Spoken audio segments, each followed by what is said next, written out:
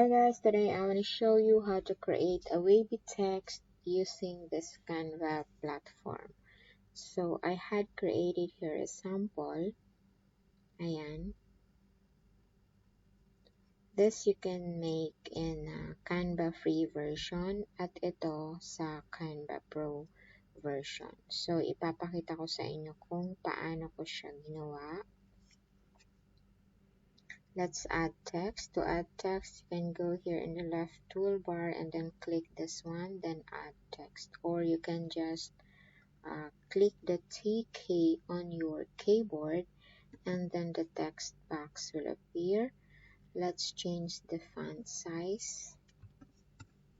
And then let's change the fonts to the bolder one. And so, sample good things. And then let's add again text box are coming, and then align these two. Ayan. So let's put curved text here. Select the text here sa taas effects and then curve. To adjust the curve effect, you can play around this slide button. Ayan. So let's say 70, and then put again, I put also here the curve effect. Ayan. So para ma-achieve natin tong ganitong effects or wavy effects, instead na positive 70 ilagay natin dito, i-reverse natin siya. Negative 70. Okay, and then align this text.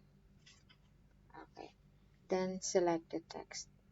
Select this text, shift key on your keyboard, and then the other one. And then here sa taas, makikita mo yung group it. And then you can move it freely. Okay, so there you have it, guys. We have a wavy text effect here made in Canva. Okay, so ayan guys, you can even change the color.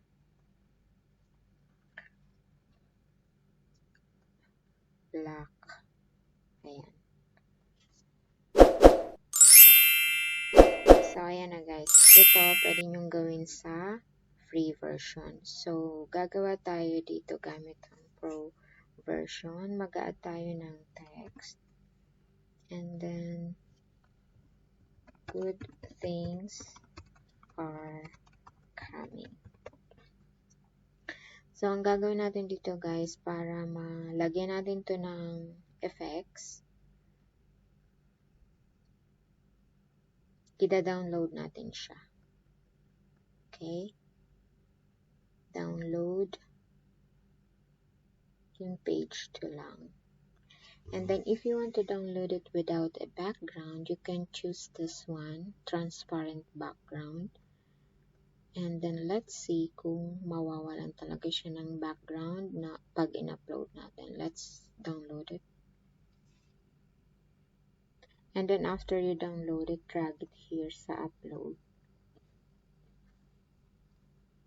And then add again page. And then drag mo dito. Ayan. So let's change the background guys, so we can see if the background of this image is totally removed. Let's change to yellow. Ayan, so wala na siya guys na background. So to add effects here, click the text, the image, here effects, and then look for Liquify, see all.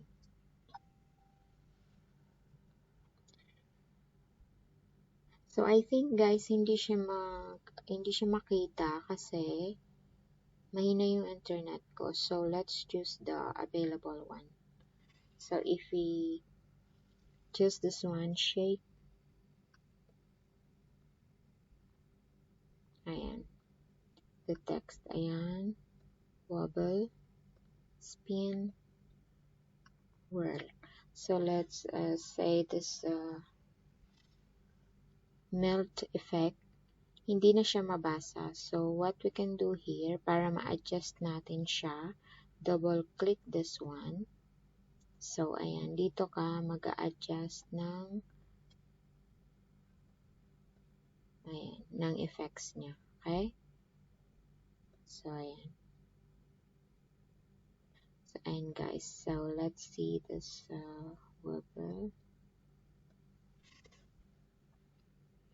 Ayan siya guys. To adjust again, double click that one and then you can adjust the size, the amount here. Hanggang ma-achieve nyo yung gusto nyong design sa text na ginagawa nyo. Okay. So, ayan. Let's profile.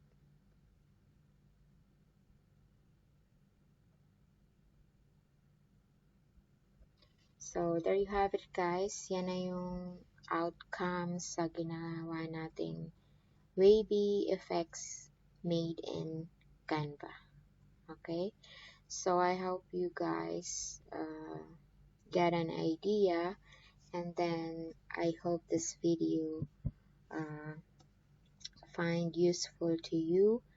So if you like this video guys, please give a thumbs up. Please don't forget guys to subscribe to my channel.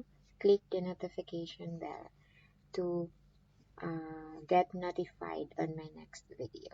Thank you very much guys for watching. Have a good day.